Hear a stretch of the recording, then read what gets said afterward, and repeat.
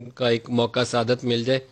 تو ایک کلپ ہے جہاں پر ہمارے سارے جتنے ہیڈز آف اسٹیٹ جن کے لیے روزہ رسول کھولا جاتا ہے دروازہ، جب وہ اندر جاتے ہیں تو سامنے ایک سب چادر نظر آتی ہے جہاں کلمہ لکھا تھا. نہیں جی، پہلے دوسرا کلپ دکھائیں، یہ بعد میں ماڈل والا بعد میں دکھائیے گا.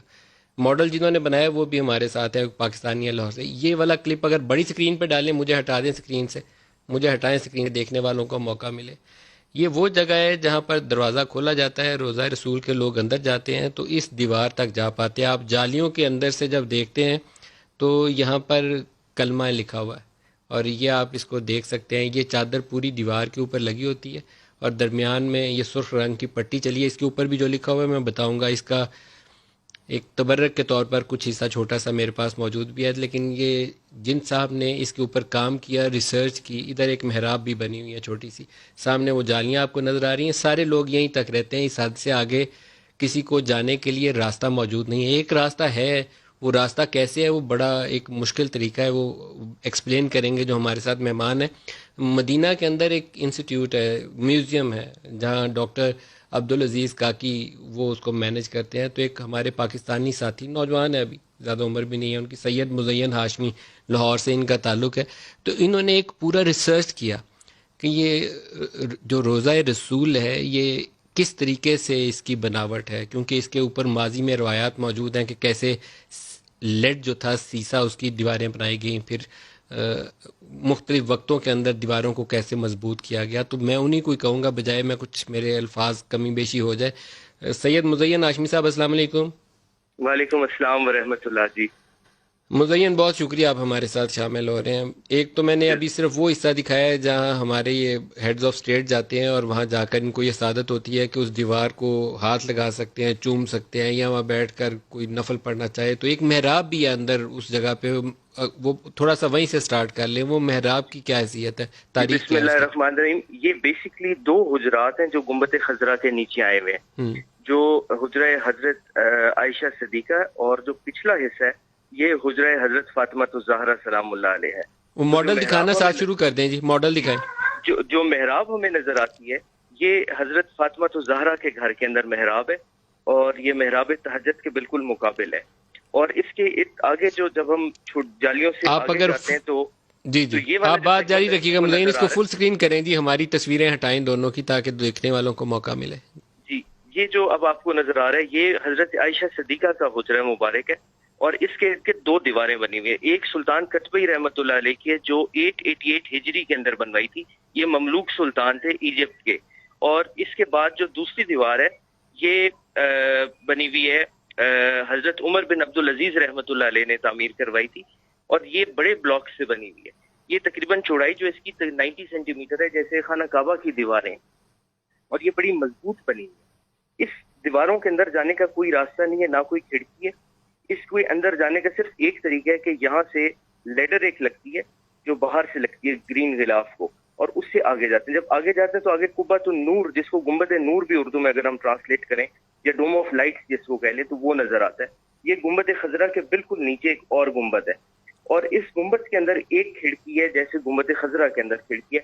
That is the only way جس کے ذریعے آپ قبر انور شریف تک جا سکتے ہیں. جب اس گنبد مبارک کی کھڑکی کو سلائڈ کرتے ہیں تو آگے لکڑی کی چھت آتی ہے. جو لکڑی کی چھت ہے وہ رسول اللہ صلی اللہ علیہ وسلم کے زمانے سے وہاں پہ موجود ہے، اور اس کے اوپر کھجور کے پتے اور جو کیمل وول ہوتے ہیں اس کے کچھ بلینکٹ، جس کو ترپال ہماری لینگویج میں کہتے ہیں، اس قسم کی چیزیں آج تک ویسی کی ویسی پڑی ہوئی ہیں.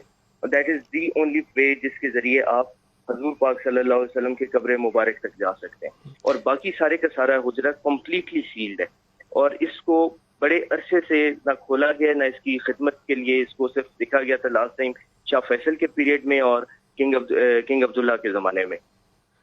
اچھا، یہ جو اس وقت لکڑی کی چھت ہمارے سامنے اسکرین کے اوپر نظر آئی ہے اینڈ کے اوپر، یہ وہ لکڑی کی چھت ہے جس کے اندر ایک چھوٹا سا روشن دان ہے. آپ بتاتے ہیں کہ اسی روشن دان سے ہی اندر آپ دیکھ سکتے ہیں، ویسے اندر کوئی جاتا نہیں ہے. یہ لکڑی کی چھت اوریجنلی اس وقت سے ہے، نبی پاک صلی اللہ علیہ وسلم کی زندگی کے وقت سے، اور آج تک ویسے ہی قائم ہے.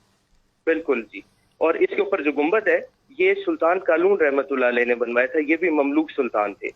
یہ جو وائٹ والا گنبد ہے جسے گنبد وائٹ والا نور آپ گنبد کہہ ہے، رہے ہیں. گنبد نور جس کو کہتے ہیں. اور پھر جو گنبد خضرا ہے یہ پھر ٹرکس نے بنوائے, اوٹومنز نے بنوائے جس کے اوپر. اچھا مزین، یہ جو ماڈل ہے پورا یہ ابھی مدینہ میں کس میوزیم میں موجود ہے؟ یہ متحف دارالمدینہ ہے, مدینہ میوزیم. یہ ایئرپورٹ کے پاس ہے, یہاں پہ آپ جا سکتے ہیں. اور یہاں پہ ڈاکٹر عبدالعزیز کاکی ہیں, انہوں نے بہت سارے مختلف ماڈلز اور بھی بنائے ہوئے ہیں جو رسول اللہ صلی اللہ علیہ وسلم کی سیرت النبی کے حوالے سے ہیں. اور مدینہ اور مکہ کی ساری تاریخ کے سارے ماڈلز ڈیٹیل کے ساتھ پڑے ہوئے ہیں وہاں پہ. تو آپ نے اس پہ ریسرچ کیسے کی؟ کیونکہ یہ ایسی چیزیں ہیں جو عام لوگوں تک انفارمیشن پورے نہیں ہوتی. ہم تو سمجھتے تھے کہ شاید وہ جو سامنے دیوار نظر آتی ہے جہاں پر وہ سب زیادہ نظر آتی ہے کہ اس کے پیچھے روزہ مبارک ہے، لیکن اب یہ آپ کا ماڈل دیکھیں تو پتہ چلتا ہے کہ نہیں، اس سے زیادہ چیزیں ہیں. جی ندیم بھائی، میرے پاس ایک پکچر آئی جس کے بیچ میں قبر مبارک تھی اور اس کے اوپر امامہ شریف بندہ ہوا تھا. تو وہ وائرل ہونا شروع ہوئی کہ یہ رسول اللہ صلی اللہ علیہ وسلم کے روزہ انور کی تصویر ہے. اور تو میں نے اپنے بزرگوں سے، اپنے اجداد سے سنا ہوا تھا کہ وہ روزہ مبارک جو ہے وہ اس طرح کا نہیں ہے.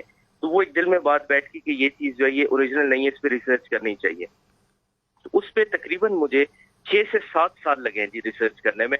اور جتنے بھی خادمین ہیں حرم کے جو اندر جاتے ہیں، شیخ نوری اور شیخ آدم تھے، اللہ پاک ان کو درجات بلند فرمائے، ان تمام سے میں نے پرسنلی پوچھا کہ وہاں پہ آپ کہاں تک گئے ہیں، آگے کی لمٹس کیا ہیں.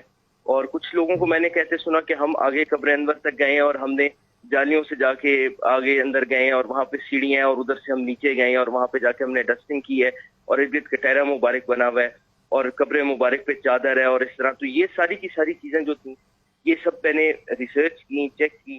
اور پھر ایک بک ہے جو حضرت سمودی رحمۃ اللہ علیہ نے لکھی ہوئی ہے، یہ 888 ہجری ہی کی ہے، اس وقت جب سلطان قطبی نے یہاں پہ حجرہ مبارک کو اثر نو پورا تعمیر کی. ابھی آپ نے 2 نام لیے، جی ابھی آپ نے 2 نام لیے، ان میں سے ایک نام سے پاکستانی لوگ واقف ہوں گے، شیخ نوری جو کی ہولڈر ہیں روزہ رسول کے. اور جب عمران خان بھی اندر گئے یا کوئی اور ہیڈ آف اسٹیٹ جاتا ہے تو وہ جو چابی گھماتے ہوئے ہمیں وہ بھاری بھرکم سی شخصیت ہیں، حال ہی میں پاکستان بھی آئے ہوئے تھے تو مجھے انہیں ملنے کا بھی موقع ملا.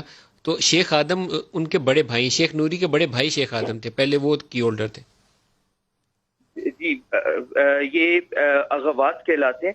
یہ اوٹومن پیریڈ سے چلے آ رہے ہیں، بلکہ عباسی دور سے چلے آ رہے ہیں، جو رسول اللہ صلی اللہ علیہ وسلم کے روزے اور دونوں حرمین کے اندر وہاں پہ موجود ہوتے تھے. اور ان کے پاس ایگزیکٹ وہ ڈیوٹی ہوتی تھی جو اس وقت شیون الحرم کے پاس ہے، یعنی کارپیٹس کا بچھانا، لیمپس کو آن کرنا، کندیلیں آن کرنا، حرم کو دروازوں کو کھولنا ٹائم کے اوپر، امام صاحب کے لیے پریپیئر کرنا. تو ساری خدمات جو ہوتی تھی، نظم کی تفصیل، یہ ساری کی ساری اغوات کے پاس ہوتی تھی.